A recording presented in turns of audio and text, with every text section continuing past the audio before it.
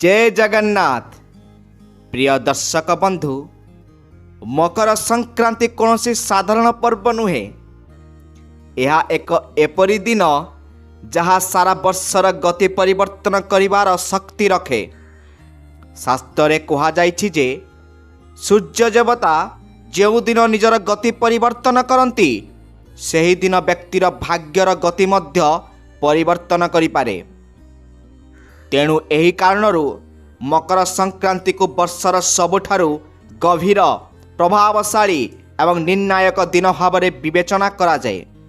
किंतु दुखर विषय आज लोक माने एही दिन को केवल गुड़ी उड़ाइबा, गुड़ खाइबा एवं खाद्य प्रस्तुत करने पर्यंत सीमित रखती।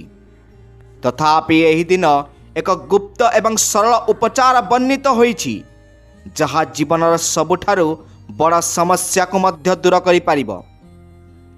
बंधुगण, आज मु आपनकु सही उपचार विषय कहिबाकु जाउछि। एही उपचार सामान्य शुभी पारे आउ एते छोट जे अनेक लोक एहाकु अणदेखा करि पारंती। किंतु मने रखंतु, शास्त्रे कहा जाइछि जे केतक समय छोट उपचार मध्य सबुठारु बड़ फल प्रदान करिथाए। मकर संक्रांति रे जदि जड़े व्यक्ति चुपचाप काहाकु न कही संपूर्ण भक्ति सहित एवं सठिक रीतिनीति पालन करी माता गाई को एक विशेष जिनिस खाइबाकु दियंती, तेबे तांको जीवन रे केबे मध्य धन, खाद्य, सुख एवं शांतिर अभाव रहिबो नाही। केवल एतिकी नुहे, पितृदोष, ग्रहदोष, वास्तुदोष भली गंभीर दोष मध्य धीरे धीरे सेमानंक जीवनरू लोप पाइबाकु आरंभ करेब। यह कौन साधारण संयोग नुहे। कहुए जे 752 वर्ष परे मकर संक्रांति रे एपरी एक उल्लेखनीय मिश्रण सृष्टि होउछि, जेउठारे एक छोट कार्य 7 जीवन पाई फल प्रदान करिपारे। कल्पना करंतु जे सठिक पदक्षेपर गोटे दिन एवं एहार प्रभाव पीढ़ी पर पीढ़ी पर्यंत रही पारे। जो घरे वर्ष वर्ष धरी विवाद, आर्थिक प्रतिबंधक, असुस्थता किंबा काम भूल हेउतबा परि मने होउछि, सेई घरे एई पदक्षेप एई समस्त समस्या को दूर करि दिए। किंतु एठारे बुझिबा पई एक गुरुत्वपूर्ण कथा अछि। पदक्षेप कार्यकारी करिबा सहज, किंतु एहार नियम एवं संकल्प पालन करिबा मध्य सेतिके गुरुत्वपूर्ण। प्रायतः लोक माने पदक्षेप कार्यकारी करिबार भूल करती, किंतु यह पछरे थिबा नीति और भावना को अणदेखा करती एवं तापरे दाबी करती जे पदक्षेप काम करी नाही।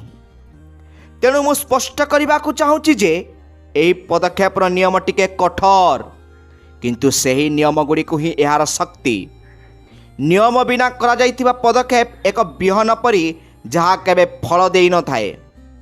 तेणु मकर संक्रांति रे माता गाई को कौन कहिबा उचित, आमे गाई को कौन खाइबा को देबा उचित एवं गोमाता को किपरि खाइबा को देबा एवं आमको केउ संकल्प मन रखिबा उचित, एसबु जानिबा आपणक पई बहुत गुरुत्वपूर्ण। दर्शक बंधु, एवं प्रश्न उठे, माता गाई एवं मकर संक्रांति मध्य रे कौन संपर्क अछि? यही सब प्रश्नर उत्तर आमे एई वीडियो रे पाइबा।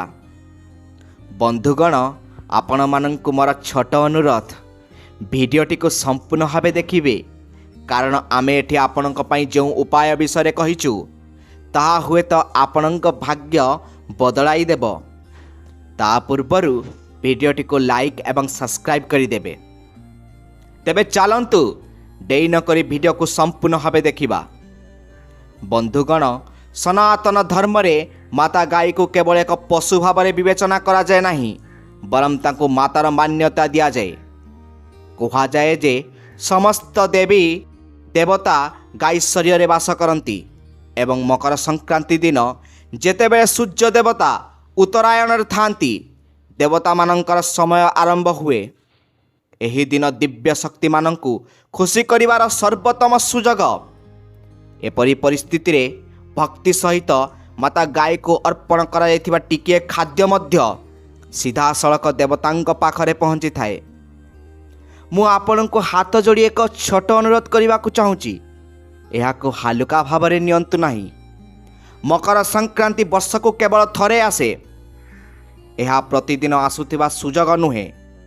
ଯଦି ଆପଣ ଏହି ଦିନକୁ ହାତଛଡ଼ା କରନ୍ତି, ତେବେ ବର୍ଷ ସାରା ସମାନ ସମସ୍ୟା, ସମାନ କଷ୍ଟ ଏବଂ ସମାନ ସଂଘର୍ଷ ଆପଣଙ୍କ ପାଇଁ ଅପେକ୍ଷା କରିଥିବ। କିନ୍ତୁ ଯଦି ଆପଣ ଏହି ଦିନ ସଠିକ୍ ଉଦ୍ଦେଶ୍ୟ, ସଠିକ୍ ନିୟମ ଏବଂ ସଠିକ୍ ସଂକଳ୍ପ ସହିତ ଏହି ପଦକ୍ଷେପ ନିଅନ୍ତି, ତେବେ ଭବିଷ୍ୟତ ଆପଣଙ୍କୁ କହିବ ଯେ ଆପଣ କେତେ ଗୁରୁତ୍ୱପୂର୍ଣ୍ଣ ନିଷ୍ପତ୍ତି ନେଇଛନ୍ତି। ମୁଁ ଗାଈମାତାଙ୍କୁ ଖାଇବାକୁ ଦିଆଯାଉଥିବା ଗୁପ୍ତ ଉପାଦାନ ବିଷୟରେ ବିସ୍ତାର ଭାବରେ ବର୍ଣ୍ଣନା କରିବି। ଏହାର ନିୟମ କ'ଣ, କେଉଁ ସତର୍କତା ଅବଲମ୍ବନ କରାଯିବା ଉଚିତ ଏବଂ ଏହି ପଦକ୍ଷେପ କେଉଁ ରାସ୍ତା ଦେଇ ଆପଣଙ୍କ ଜୀବନରେ ଧନ, ସୁଖ ଏବଂ ଶାନ୍ତି ଆଣିଥାଏ। ତେଣୁ ଏହାକୁ ଶେଷ ପର୍ଯ୍ୟନ୍ତ ଧ୍ୟାନ ଦେଇ ଶୁଣିବେ ଏବଂ ବୁଝିବା ଅତ୍ୟନ୍ତ ଗୁରୁତ୍ୱପୂର୍ଣ୍ଣ, କାରଣ ଏହି ସୂଚନା କେବଳ ଜ୍ଞାନ ପାଇଁ ନୁହେଁ, ବରଂ ଜୀବନ ପରିବର୍ତ୍ତନ ପାଇଁ। କାରଣ ମକର ସଂକ୍ରାନ୍ତି କେବଳ ଏକ ସାଧାରଣ ଦିନ ନୁହେଁ। ଏହି ଦିନ ସୂର୍ଯ୍ୟଙ୍କ ଗତି ପରିବର୍ତ୍ତନ ହୁଏ। ଏହି ଦିନ ପ୍ରକୃତିର ଏକ ନୂତନ ଗଣନା ଆରମ୍ଭ ହୁଏ। ହଁ ବନ୍ଧୁଗଣ, ପ୍ରାଚୀନ କାଳରେ ଲୋକମାନେ ଏହି ଦିନକୁ ବହୁତ ଗମ୍ଭୀରତାର ସହିତ ଗ୍ରହଣ କରୁଥିଲେ, କାରଣ ସେମାନେ ଜାଣିଥିଲେ ଯେ ଏହି ଦିନ କରାଯାଇଥିବା ଏକ ଛୋଟ ଭୁଲ ମଧ୍ୟ ସମଗ୍ର ବର୍ଷ ଉପରେ ଏକ ବିନାଶକାରୀ ପ୍ରଭାବ ପକାଇପାରେ। ଏହି ଦିନର ଗୁରୁତ୍ୱ ଆହୁରି ଅଧିକ, କାରଣ ଏହା ବର୍ଷର ପ୍ରଥମ ପର୍ବ। ହଁ ଦର୍ଶକ ବନ୍ଧୁ, ଏହି ଦିନ କରାଯାଇଥିବା ଏକ ଛୋଟ ଭୁଲ ମଧ୍ୟ ସମଗ୍ର ବର୍ଷ ଉପରେ ଏକ ବିନାଶକାରୀ ପ୍ରଭାବ ପକାଇପାରେ ଏବଂ ଏହି ଦିନ ନିଆଯାଇଥିବା ଏକ ଛୋଟ ଏବଂ ସଠିକ୍ କାର୍ଯ୍ୟ ସମଗ୍ର ବର୍ଷ ପାଇଁ ଏକ ସମର୍ଥନ ହୋଇପାରେ। ମକର ସଂକ୍ରାନ୍ତିର ପ୍ରକୃତ ଅର୍ଥ ହେଉଛି ବାଧାବିଘ୍ନକୁ ଦୂର କରିବା, ସ୍ଥିରତାକୁ ଭାଙ୍ଗିବା ଏବଂ ଜୀବନରେ ଆଗକୁ ବଢ଼ିବା। ସେଥିପାଇଁ ଆମର ପୁରୁଷମାନେ କହୁଥିଲେ ଯେ ଏହି ଦିନରେ ବୁଣା ଯାଇଥିବା ବୀଜ ବର୍ଷ ସାରା ଫଳ ପ୍ରଦାନ କରେ, ଅର୍ଥାତ୍ ନିଆଯାଇଥିବା ପଦକ୍ଷେପ ପ୍ରଭାବଶାଳୀ ହେବ। ସମାଧାନ ହେଉଛି ବର୍ଷ ସାରା ଆମ ଜୀବନକୁ ଉନ୍ନତ କରିବା। ବନ୍ଧୁଗଣ, ସେଥିପାଇଁ ଏହି ଦିନ ଦାନର ବହୁତ ମହତ୍ତ୍ୱ ରହିଛି। ପ୍ରାଚୀନ କାଳରୁ ଲୋକମାନେ ମକର ସଂକ୍ରାନ୍ତିରେ ଦାନ କରି ଆସୁଛନ୍ତି। ଏହି ଦିନ ଖାଦ୍ୟ, ସଂଯମ ଏବଂ ଭଲ ଆଚରଣ ଦାନ ଉପରେ ବହୁତ ଗୁରୁତ୍ୱ ଦିଆଯାଇଛି। କାରଣ ଧନ କେବଳ ବୃତ୍ତି ଦ୍ୱାରା ନିର୍ମିତ ହୁଏ ନାହିଁ। ଧନ ଚିନ୍ତା, କାର୍ଯ୍ୟ ଏବଂ ବୁଝିବା ସମୟ ଦ୍ୱାରା ନିର୍ମିତ ହୁଏ। ବନ୍ଧୁଗଣ, ଆପଣ ନିଶ୍ଚୟ ଲକ୍ଷ୍ୟ କରିଥିବେ ଯେ ଅନେକ ଲୋକ ବର୍ଷ ସାରା କଠିନ ପରିଶ୍ରମ କରନ୍ତି, କିନ୍ତୁ ସେମାନଙ୍କର ଟଙ୍କା ସ୍ଥାୟୀ ହୁଏ ନାହିଁ। ଖାଦ୍ୟ ପାଇବା ସତ୍ତ୍ୱେ ଘରେ ଅଭାବର ଭାବନା ରହିଥାଏ ଏବଂ ଧନ ଚିନ୍ତା ଏବଂ କାର୍ଯ୍ୟ ଦ୍ୱାରା ନିର୍ମିତ ହୋଇଥାଏ। ବନ୍ଧୁଗଣ, ଦେଖନ୍ତୁ, ଖର୍ଚ୍ଚ ବାରମ୍ବାର ଏବଂ ଅପ୍ରତ୍ୟାଶିତ ଭାବରେ ଉତ୍ପନ୍ନ ହୁଏ। ଟଙ୍କା ରହେ ନାହିଁ ଏବଂ ଏହା ପଛରେ କାରଣ ପ୍ରାୟତଃ ସେହି ଅଦୃଶ୍ୟ ବାଧା ଯାହାର ସମାଧାନ ଆମର ଶାସ୍ତ୍ର ଏବଂ ପରମ୍ପରାରେ ଲୁଚି ରହିଛି। ମକର ସଂକ୍ରାନ୍ତିରେ ତେଲ ଏବଂ ଗୁଡ଼ ଖିଆଯାଏ, କାରଣ ତେଲ ବଳିଦାନର ପ୍ରତୀକ ଏବଂ ଗୁଡ଼ ମିଠାତାର ପ୍ରତୀକ। ଏହା ତିକ୍ତତା ପରିତ୍ୟାଗ କରି ଜୀବନରେ ମିଠାକୁ ଗ୍ରହଣ କରିବା ଉଚିତ କରେ। ଏହି ଦିନ ଦାନ ସୁପାରିଶ କରାଯାଏ, କାରଣ ଯେତେବେଳେ ସୂର୍ଯ୍ୟ ଦିଗ ପରିବର୍ତ୍ତନ କରନ୍ତି, ସେତେବେଳେ ଅହଙ୍କାରକୁ ତ୍ୟାଗ କରିବା ସବୁଠାରୁ ଗୁରୁତ୍ୱପୂର୍ଣ୍ଣ। ପ୍ରାଚୀନ କାଳରେ ଲୋକମାନେ ଏହି ଦିନ ଅଧିକ କଥା ହେଉନଥିଲେ, ସେମାନେ ଝଗଡ଼ା କରୁନଥିଲେ ଏବଂ ସେମାନେ ଭୋକିଲା ବ୍ୟକ୍ତିକୁ ଅଣଦେଖା ମଧ୍ୟ କରୁନଥିଲେ। ବନ୍ଧୁଗଣ, କାରଣ ଏହା ବିଶ୍ୱାସ କରାଯାଉଥିଲା ଯେ ଏହି ଦିନ ଅବହେଳା ସିଧାସଳଖ ସେମାନଙ୍କ ଭାଗ୍ୟରେ ଲିପିବଦ୍ଧ ହୋଇଥାଏ। ଏହି ଦିନରେ କରାଯାଇଥିବା କାର୍ଯ୍ୟ ସିଧାସଳଖ ଭାଗ୍ୟର ଧାରାକୁ ପରିବର୍ତ୍ତନ କରେ। ବନ୍ଧୁଗଣ, ସେଥିପାଇଁ କୁହାଯାଏ ଯେ ମକର ସଂକ୍ରାନ୍ତି ପର୍ବକୁ ସାଧାରଣ ବୋଲି ବିବେଚନା କରାଯାଏ ନାହିଁ। ବର୍ତ୍ତମାନ ଏଠାରେ ଏକ ଗଭୀର ଅନ୍ତର୍ଦୃଷ୍ଟି ଅଛି, ଯାହା ବହୁତ କମ୍ ଲୋକ ବୁଝନ୍ତି। ମକର ସଂକ୍ରାନ୍ତିରେ ପ୍ରକୃତି ଶୁଣେ, କିନ୍ତୁ ଶବ୍ଦ ଶୁଣେ ନାହିଁ କିମ୍ବା ଅଭିନୟ ଦେଖେ ନାହିଁ। ମକର ସଂକ୍ରାନ୍ତିର ପର୍ବ ହେଉଛି ଭାବପ୍ରବଣତା ଏବଂ ନୀରବତା ସହିତ କରାଯାଇଥିବା କାର୍ଯ୍ୟକୁ ଚିହ୍ନିବା। ଏହାର ଅର୍ଥ ହେଉଛି ଯଦି ଆମେ ନୀରବତାର ଗୁପ୍ତ ପଦକ୍ଷେପ ଏବଂ ଗୁପ୍ତ କାର୍ଯ୍ୟ କରୁ ତେବେ ହିଁ ଆମେ ପୁରସ୍କାର ପାଇବୁ। ବନ୍ଧୁଗଣ, ଯେଉଁମାନେ ଏହି ଦିନ କ୍ୟାମେରା ବ୍ୟବହାର କରି ଅନ୍ୟମାନଙ୍କୁ ଦେଖାଇ ଦାନ କରନ୍ତି ସେମାନେ ସନ୍ତୋଷ ପାଆନ୍ତି, କିନ୍ତୁ ସ୍ଥାୟୀ ଫଳାଫଳ ପାଆନ୍ତି ନାହିଁ। ଦେଖନ୍ତୁ, ଆଜିକାଲି ଲୋକମାନେ ଦାନକୁ ଏକ ଟ୍ରେଣ୍ଡିଂ ବିଷୟ ମଧ୍ୟ କହିଛନ୍ତି। ଯେତେବେଳେ ଲୋକମାନେ ଗୋଶାଳାକୁ ଯାଆନ୍ତି ସେମାନେ ନିଜର ଫୋନ୍ ବାହାର କରି ସେଠାରେ ଠିଆ ହୋଇ ଗାଈମାନଙ୍କୁ ଖାଦ୍ୟ ଦିଅନ୍ତି। ଯେତେବେଳେ ଅନ୍ୟ କେହି ଜଣେ ଗରିବ ବ୍ୟକ୍ତିଙ୍କୁ ଟଙ୍କା ଦାନ କରୁଛନ୍ତି ସେମାନେ ଫଟୋ ଉଠାଇବା ଏବଂ ଭିଡ଼ିଓ ତିଆରି କରିବା ଆରମ୍ଭ କରନ୍ତି। ସେମାନେ ଲୋକଙ୍କୁ ଦେଖାନ୍ତି, କିନ୍ତୁ ଶାସ୍ତ୍ର କହେ ଯେ ଆମେ ସର୍ବଦା ଦୁଇଟି କାମ ଗୁପ୍ତ ଭାବରେ କରିବା ଉଚିତ। ପ୍ରଥମ ହେଉଛି ଦାନ, ଦ୍ୱିତୀୟ ହେଉଛି ପୂଜା ଏବଂ ଧ୍ୟାନ। କାରଣ ଏହି ଦୁଇଟି ଜିନିଷ ଯେତେ ଅଧିକ ଲୁଚି ରହିବ ତୁମେ ସେତେ ଅଧିକ ପୁରସ୍କାର ପାଇବ।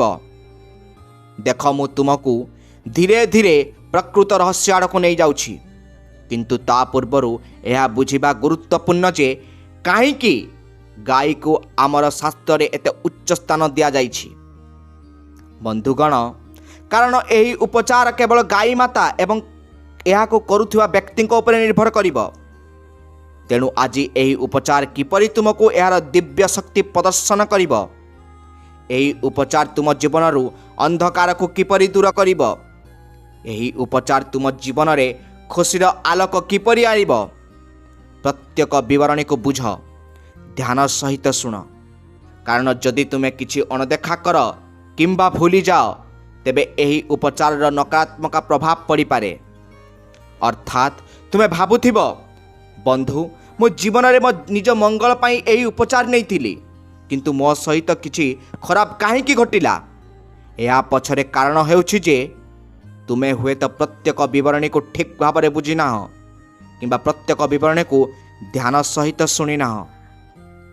ଦେଖ ବନ୍ଧୁଗଣ, ମୁଁ ତୁମକୁ କହିବି ଯେ କାହିଁକି ଆମ ଶାସ୍ତ୍ରରେ ଗାଈକୁ ଏତେ ଉଚ୍ଚ ସ୍ଥାନ ଦିଆଯାଇଛି। ଗାଈ କେବଳ ଏକ ପଶୁ କି ଗାଈ କେବଳ ଏକ ପଶୁ ନୁହେଁ। ଦେଖ, ଗାଈ ମାତା ତୁମର ସମଗ୍ର ଜୀବନ ସହିତ ଜଡ଼ିତ। ତୁମର ଜୀବନର ଅଗଣିତ ଗୁପ୍ତ କଥା ତା ଭିତରେ ଲୁଚି ରହିଛି। ଯେତେବେଳେ ଜଣେ ବ୍ୟକ୍ତି ମରିଯାଏ ଆମେ ତାଙ୍କ ନାମରେ ଗାଈକୁ କାହିଁକି ଖାଇବାକୁ ଦେଉ? ଆପଣ କେବେ ଭାବିଛନ୍ତି କି? ଯେତେବେଳେ ଜୀବନ ଦୁଃଖ, ଯନ୍ତ୍ରଣା, ରୋଗରେ ପରିପୂର୍ଣ୍ଣ ଆମେ କାହିଁକି ମାତା ଗାଈଙ୍କୁ ମନେ ପକାଇ ତାକୁ ଖାଇବାକୁ ଦେଉ? ମାତା ଗାଈ କୌଣସି ସାଧାରଣ ପ୍ରାଣୀ ନୁହେଁ। ବନ୍ଧୁଗଣ, ଗାଈକୁ କେବଳ କ୍ଷୀର ଦେବା ପାଇଁ ମାତା କୁହାଯାଏ ନାହିଁ, କାରଣ ଏହା ବିନା ମାଗି ଦେଇଥାଏ। ଏହା ଅଭିଯୋଗ ବିନା ସହ୍ୟ କରେ ଏବଂ ପ୍ରତିବଦଳରେ କିଛି ଆଶା କରେ ନାହିଁ। ଏହା ପ୍ରକୃତିର ପ୍ରକୃତି। ଦେଖନ୍ତୁ, ଯେଉଁ ଘରେ ଗାଈକୁ ସମ୍ମାନ କରାଯାଏ ସେ କେବଳ ଧନ ନୁହେଁ ବରଂ ସ୍ଥିରତା ଆଣେ ଏବଂ ସ୍ଥିରତା ଭିତରେ ଧନ ସ୍ଥାୟୀ ହୁଏ।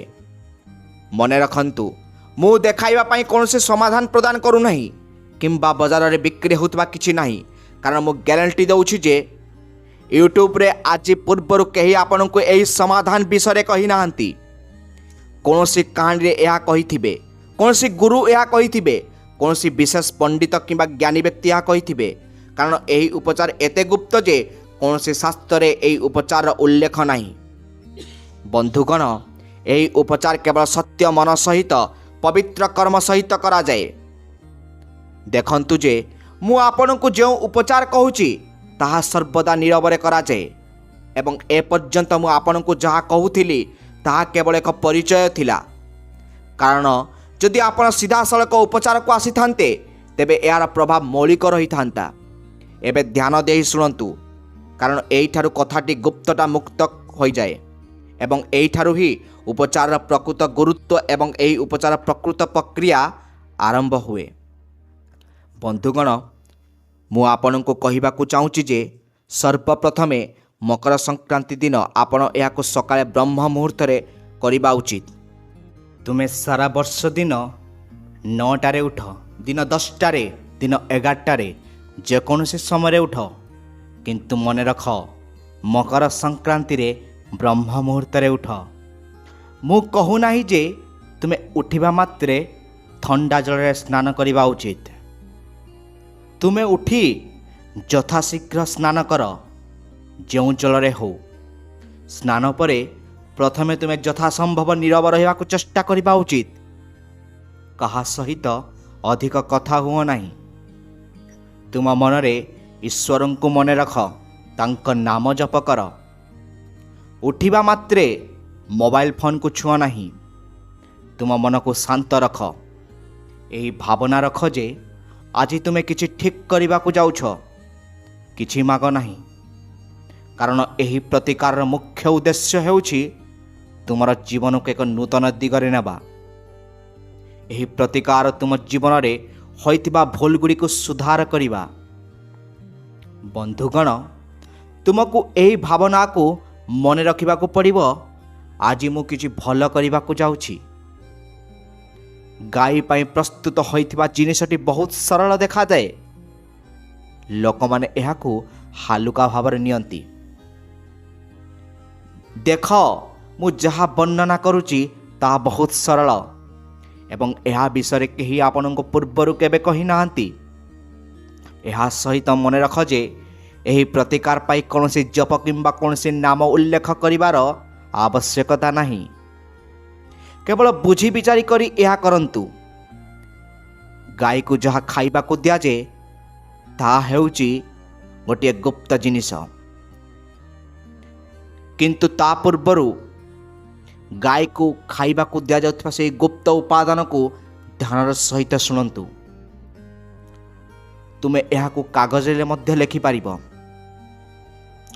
ତୁମକୁ କିଛି କଳା ତେଲ, ଯାହାକୁ ଆମେ ରାଶି ତେଲ କହିଥାଉ, କିଛି କଳା ତେଲ ନେବାକୁ ପଡ଼ିବ।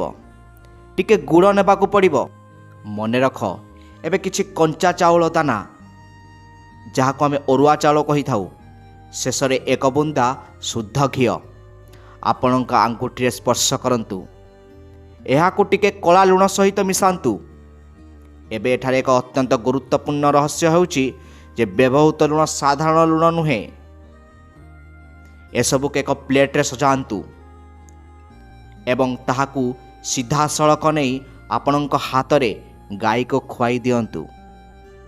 ଯଦି ଆପଣ ଏହାକୁ ଆପଣଙ୍କ ହାତ ପାପୁଲିରେ ଗାଈକୁ ଖାଇବାକୁ ଦିଅନ୍ତି, ଗାଈ ଆପଣଙ୍କ ଜିଭ ଦ୍ୱାରା ଆପଣଙ୍କ ହାତ ପାପୁଲିକୁ ସ୍ପର୍ଶ କରେ। ଆପଣଙ୍କ କଥାକୁ ଆପଣଙ୍କର କରିବା ପାଇଁ ନୁହେଁ, ବରଂ ଆପଣଙ୍କ ହାତ ପାପୁଲିକୁ ଖଣ୍ଡାରେ ପରିଣତ କରିବା ପାଇଁ। ତେବେ ବୁଝନ୍ତୁ ଯେ ମାତା ଦେବୀ ସ୍ୱୟଂ ଆପଣଙ୍କର ସମସ୍ତ ଦୁଃଖକୁ ଶୋଷିତ କରିଛନ୍ତି। ମୁଁ ଆପଣଙ୍କୁ କହିଦେଉଛି, ଗାଈକୁ ଏହି ସମସ୍ତ ଜିନିଷ ଏକ ପ୍ଲେଟ୍ରେ ଅର୍ପଣ କରିବା ଏତେ ଶୀଘ୍ର ପ୍ରଭାବ ପକାଇବ ନାହିଁ। ଏହାକୁ ସିଧା ଆପଣଙ୍କ ହାତରେ ଗାଈକୁ ଖୁଆଇବାକୁ ଦିଅନ୍ତୁ। ଏହାପରେ ମନେ ରଖନ୍ତୁ ଯେ ଏହି ପୂଜା କରିବା ପରେ ଆପଣ କାହାକୁ କହିବା ଉଚିତ ନୁହେଁ। ଆପଣ ଏହାକୁ କାହାକୁ ଦେଖାଇବା ମଧ୍ୟ ଉଚିତ ନୁହେଁ। ଏବଂ ସବୁଠାରୁ ଗୁରୁତ୍ୱପୂର୍ଣ୍ଣ କଥା ହେଉଛି, ଖାଦ୍ୟ ଦେବା ସମୟରେ ଆପଣ କୌଣସି ଇଚ୍ଛା ପ୍ରକାଶ କରିବା ଉଚିତ ନୁହେଁ। ଆପଣଙ୍କ ମନକୁ ସମ୍ପୂର୍ଣ୍ଣ ଖାଲି ରଖନ୍ତୁ। କାହା ପ୍ରତି ଶାନ୍ତ ମନ ରଖନ୍ତୁ। କୌଣସି ନକାରାତ୍ମକ ଭାବନା ସୃଷ୍ଟି ହେବାକୁ ଦିଅ ନାହିଁ। କାହା ପ୍ରତି ଖରାପ କିମ୍ବା କାହାର ଭଲ ଭାବିବା ଉଚିତ ନୁହେଁ। ନିଜ ମନକୁ ଖାଲି ରଖ। ନିଜ ଇଚ୍ଛାକୁ ଭୁଲି ଯାଅ ନାହିଁ। କେବଳ ଏହି ଭାବନା ମନେ ରଖ ଯେ ଯାହା ହେବ ତାହା ହିଁ ଠିକ୍ ହେବ। ତୁମେ ମା, ମୋ ପାଇଁ ଯାହା କର ତାହା ମୋତେ ଖୁସି ଦେବ, ଏପରି କଥା ଭାବ। ଏତିକି ହିଁ କୁହ ଏବଂ ମୁଁ ତୁମକୁ କହିଦେଉଛି ଯେ ଯଦି ଗାଈ ଏଥିରୁ ଟିକିଏ ଖାଇବ କିମ୍ବା ଗାଈକୁ ଦେବ, ତେବେ ବୁଝ ଯେ ତୁମେ ସଂକେତ ପାଇଛ। ଏହାପରେ ଏକ ନିୟମ ସ୍ୱୟଂଚାଳିତ ଭାବରେ ସମଗ୍ର ବର୍ଷ ପାଇଁ କାର୍ଯ୍ୟକାରୀ ହୁଏ। ତୁମେ ଖାଦ୍ୟକୁ ଅସମ୍ମାନ କରିବ ନାହିଁ। ଏହି ପୂଜା କରିବା ପରେ ମୁଁ 3 ରୁ 4ଟି ନିୟମ ବର୍ଣ୍ଣନା କରୁଛି। ତୁମେ ଖାଦ୍ୟକୁ ଅସମ୍ମାନ କରିବ ନାହିଁ, କାରଣ ଖାଦ୍ୟ କାହାର। ଯଦି ତୁମେ ମାତା ଅନ୍ନପୂର୍ଣ୍ଣାଙ୍କ ଖାଦ୍ୟକୁ ଅସମ୍ମାନ କରିବ, ତେବେ ତୁମେ ସିଧାସଳଖ ମାତା ଅନ୍ନପୂର୍ଣ୍ଣାଙ୍କ ପ୍ରତି ଅସମ୍ମାନ କରୁଛ। ବନ୍ଧୁଗଣ, ଦ୍ୱିତୀୟ କଥା ହେଉଛି ତୁମେ ଖାଦ୍ୟ ଫିଙ୍ଗିବ ନାହିଁ ଏବଂ ମାସକୁ ଅତି କମ୍ରେ ଥରେ ଚୁପଚାପ ପଶୁ କିମ୍ବା ପକ୍ଷୀ ପାଇଁ କିଛି ଖାଦ୍ୟ ଛାଡ଼ିବ। ଦେଖ, ତୁମେ କାହାକୁ ନ କହି ଏତେ କିଛି କରିପାରିବ। ପ୍ରତ୍ୟେକ ବ୍ୟକ୍ତି ପ୍ରତିଦିନ ଦାନ କରେ। ଏହା ନିଶ୍ଚିତ ଭାବରେ ଭଲ କାମ କରେ। ତେଣୁ ମୁଁ ତୁମକୁ କହୁଛି ଯେ ଯଦି ତୁମେ ଏହା ପ୍ରତିଦିନ କର ତଥାପି ତୁମେ ପ୍ରତି ମାସରେ ପଶୁ କିମ୍ବା ପକ୍ଷୀ ପାଇଁ କିଛି ଖାଦ୍ୟ ରଖିବା ଉଚିତ। କାରଣ ତୁମେ ମନେ ରଖିବା ଉଚିତ ଯେ ଯେକୌଣସି ପ୍ରତିକାର କେବଳ ଫଳ ଦେବ ଯଦି ଆମେ ଆମର ମନ, ଶରୀର ଏବଂ ଟଙ୍କାକୁ ଏଥିରେ ଟିକେ ଉତ୍ସର୍ଗ କରୁ। ତେଣୁ ବନ୍ଧୁଗଣ, ଏହି ପ୍ରତିକାର ସମ୍ପୂର୍ଣ୍ଣ ଶୃଙ୍ଖଳା। ଏହା କୌଣସି ଚମତ୍କାର ନୁହେଁ, ବରଂ ସନ୍ତୁଳନ। ଯେତେବେଳେ ସନ୍ତୁଳନ ହାସଲ ହୁଏ, ଖାଦ୍ୟ ଏବଂ ଧନ ନିଜର ପଥ ଖୋଜି ପାଏ। ଏହି କାରଣରୁ ପ୍ରାଚୀନ ଲୋକମାନେ କେବେ ବି ଟଙ୍କା ବିନା ଯାଉନଥିଲେ, ଏପରିକି ଅଧିକ ରୋଜଗାର ନ କରି ମଧ୍ୟ। ଏହା ହେଉଛି ମକର ସଂକ୍ରାନ୍ତିର ପ୍ରକୃତ ରହସ୍ୟ। କମ୍ କଥା ହୁଅ, ଠିକ୍ କର ଏବଂ ସମୟ ଅନୁସାରେ କର। ଯେଉଁମାନେ ଏହାକୁ ବୁଝନ୍ତି ସେମାନେ ଧୀରେ ଧୀରେ ସେମାନଙ୍କ ଘରୁ ଅଭାବ ଶବ୍ଦଟି ଅଦୃଶ୍ୟ ହୋଇଯିବ।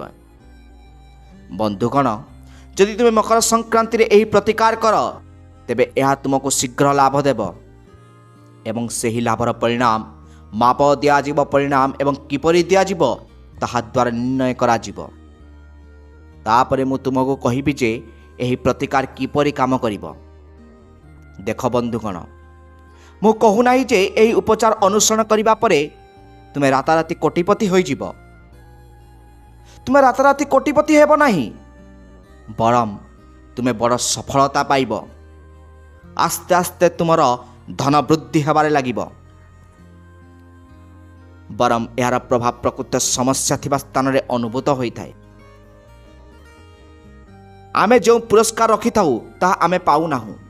ଏହାର ଅର୍ଥ ଆମେ ଜୀବନରେ ଯେତେ ଶୀଘ୍ର ହେଉ, ଯେତେ କଠିନ ପରିଶ୍ରମ କରୁ, ଯେତେ ଝାଳ ବୁହାଉ, ଆମକୁ ତାହା ମିଳୁନାହିଁ ଯାହା ଆମେ ପାଇବା ଉଚିତ।